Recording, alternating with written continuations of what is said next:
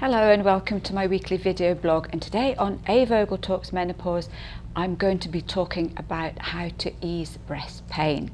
Now, if you like my tips and advice, then please subscribe and hit the bell icon to make sure that you're being notified every week of my new videos. So, is it normal to get breast pain in the menopause? Yes, it is. It's one of those very, very common symptoms. And for those of you that have watched my 10 top symptoms of 2018, breast pain was certainly one of them. It does tend to be more common in the perimenopause when your hormones are fluctuating a lot more, but some people do find that it starts in the menopause, and occasionally it can start after the menopause has completely finished, but sometimes there can be other issues of that, so you need to just be aware of that one. Now, the main causes are your hormonal changes that are going on. Your estrogen, progesterone, because they're fluctuating a lot more, that's going to have a lot more action on your breast tissue, and that in itself can then trigger the breast pain and discomfort. But it can be other things that are happening in the perimenopause and the menopause as well. We know that it's much more easy to put weight on, and a lot of women tell me that the breast area seems to be one of the first areas to be affected when weight increases. So this is certainly one of the main factors. It can be dehydration, really simple one. But what happens is your breast tissue is very spongy, and if you get dehydrated, your body is desperate to hold on to as much water as it can, and it will end up storing water in your breast tissue. And especially if you find that your breast size increases and they get rock hard, they get really hard and very sore, that's very often an indication of dehydration. It can be bra size, and I know I've talked about this one before. Your breast tissue size and shape can start to change quite dramatically as your hormones change towards the menopause.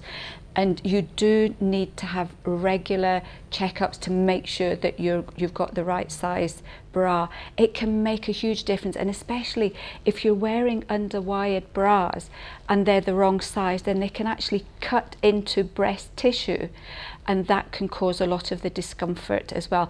And a good tip here would be is that if you take your bra off and you find that there's great big red marks all up the side of your breast and around your back, that's very often an indication that you're wearing the wrong size.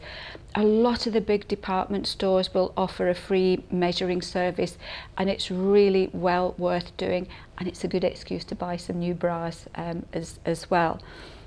It can be constipation, and this is one that we don't often think of, constipation and changing breast shape and size, but yes, it can be. And constipation can often be another common symptom in the menopause as well. So if you're getting both together, then you know that there's probably a little bit of a link going on here as well. What does it feel like? It does tend to be different according to sources. Your monthly sort of period breast pain tends to be more of a kind of dull ache or a bit of a sort of heaviness. In the perimenopause and menopause breast aches, it can be a bit sorer. It can be a bit of a sort of sharper pain. It could be a stabbing pain as well. And very often there's not necessarily a rhyme or reason to it. You may get them at any particular time of the month rather than just before you've got a period due. With this particular breast pain, it can just affect one breast. You don't necessarily have to get pain in the same place in both breasts. So just that's another little indication of a kind of perimenopause, menopause breast pain. So how do you sort this one out? One of the nice things to help if it's really getting uncomfortable and it's a little bit tender is a little bit of heat. You can get heat pads or just some of these kind of microwave bags that you can just very gentle, don't have it too hot. The last thing you want to do is really scald your breasts, but sometimes just a little bit of gentle heat can make you feel that little bit more comfortable. Look at your magnesium and your B vits. These can sometimes work wonders, and especially if you're getting other associated symptoms, sort of stress and anxiety, joint pain as well. So very often it can be a low magnesium and low B vitamin picture here as well. Some women find vitamin E really helpful, but you need to have quite a high dose. So you'd be looking at maybe 400 IU on a daily basis. Other women find that fish oils can be very helpful. As far as evening primrose oil goes, we do know that for PMT, when you're getting regular periods, evening primrose oil can sometimes be really helpful for breast tenderness.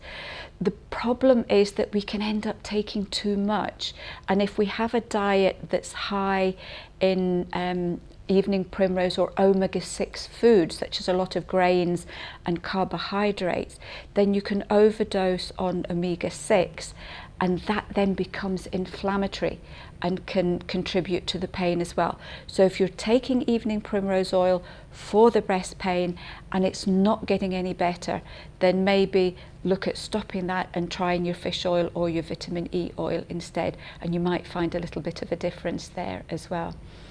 Other women find kelp really helpful.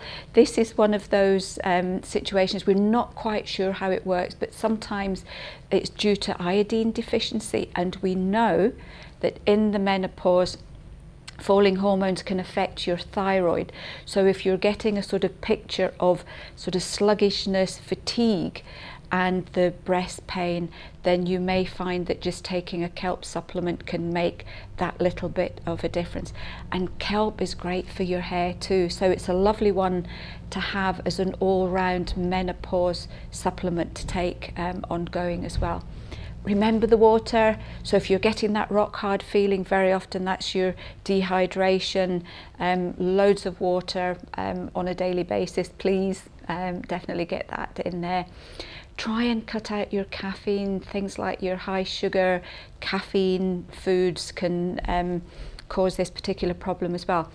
This is the time when you can use the diary. If you find that your breast pain and tenderness is intermittent and you can't quite put your finger on it, then maybe do a food and drink diary, and you might find that there are certain foods and drinks that might be coming along at the same time as the symptoms, and that at least will then give you that little bit of control to try and manage the situation that little bit better. The other thing that not a lot of people think of is your deodorant a factor? Your sort of antiperspirants, what they're doing is they're blocking the pores under your arms. That might well be affecting the lymph system around the breast tissue, and that can be a factor as well. And some women do find that when they go onto a natural deodorant and not an antiperspirant, that their breast pain eases up. And I know that's something that I certainly use, because that was one of my horrible perimenopause symptoms, and I found that made quite a difference for me. I use our lovely Salt of the Earth deodorant spray and find it works for all sorts of great things as well. And remember that antiperspirants might also be a factor in your hot flushes too. So this is a really nice one to try for a couple of months to see if this makes a difference for your symptoms. Some women find that they wear a sports bra in bed. If you find that when this occurs, that it's very, very uncomfortable when you're lying in bed, then just a very nice loose sports bra can be helpful at just sort of keeping everything in that place. So there we go. You can look at herbs and supplements too. If your periods are starting to tail off or decreasing, or they're starting to miss, then you could look at our menopause support. If you're still getting regular periods and maybe your breast tenderness is getting worse just before you're getting that period, then you could look at the herb Agnus castus, because that can often work very well in this situation. When do you see your doctor with this one? We need to be very careful with our breasts and look after them really well in the perimenopause, the menopause and beyond. So any situation that is worrying you about your breasts, please see your doctor. If you find that you've tried these self-help remedies and nothing is working, then just double check with your doctor. If you find that you're getting any lumps and bumps, and most of us do, I had that. I found a few lumps, and the consultant very kindly said, "You just got lumpy breasts." So very often there's nothing here to worry about, but please get this checked out as soon as you can. And especially if you're getting any nipple discharge as well, or your nipples are very, very uncomfortable. There's lots of websites around on how to check your breasts on a regular basis, and I would recommend that all of you out there follow one of those as well, just to keep an eye on your breasts going through the menopause. I hope you found this helpful. It's a big subject, and a lot of women find that they get this particular problem sometimes on and off. Very rarely you'll get it for the whole of the menopause, but it is something that most women will certainly experience at some point. If any of you have any questions, please leave a comment, and I will see you next week on another edition of A.Vogel Talks Menopause.